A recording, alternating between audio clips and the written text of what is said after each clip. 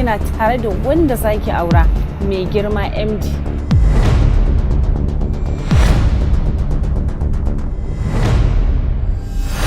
Wallahi nan makabarta ka shigo sai na binne tsarinka. Don haka kowa ya bar bayan sai koma bayana.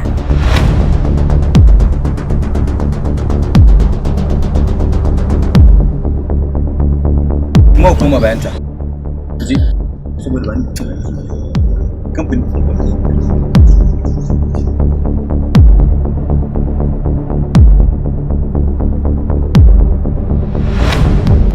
Ina ma a ce ba ku koma bayana ba. Da kun ga iko na yanzu. Waye dace waye sabo wani ba zai koka ba. Ita Izzar so duk kaiminta kuma ba ta ɓuya ba. Daɗin cin alkairi wani ba zai cutu ba. Mai so baya duban isa in ba shi zai yi ba. Izza ba ta sanya biyayya in ba so za a yi ba.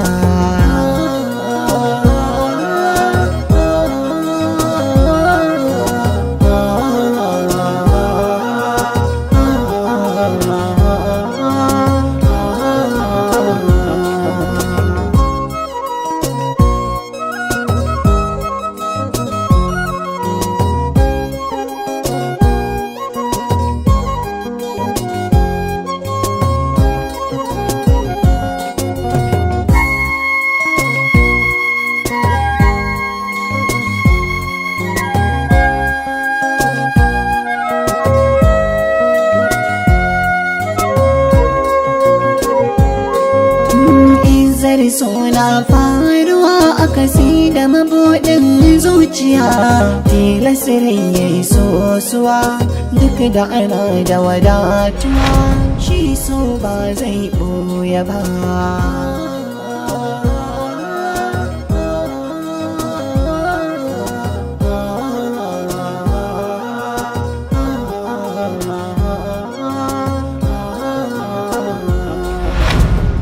Gaskiya babban ofis yana da bambanci da ƙaramin ofis.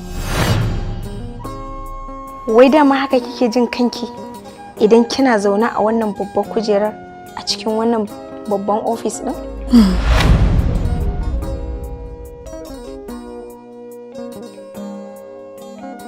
Sosai makuwa, fiye ma da haka. Yanzu ne nake jin izzata tana ƙara hauhawa.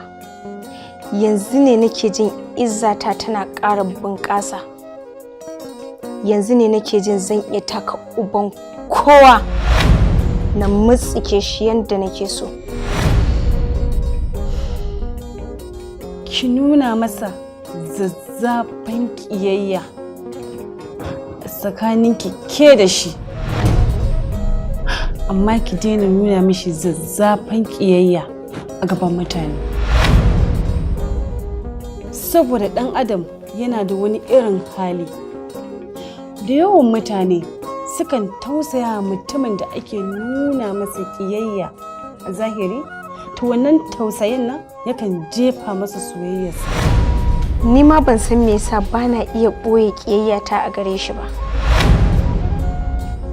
Ban san me yasa da na gan shi nake jin kamar na tura shi cikin wuta ba.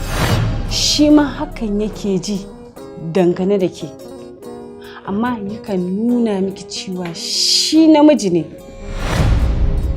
shi yasa baya nuna miki haka a gaban mutane. Kuma kina ganin ƙudurinmu zai cika a kansa?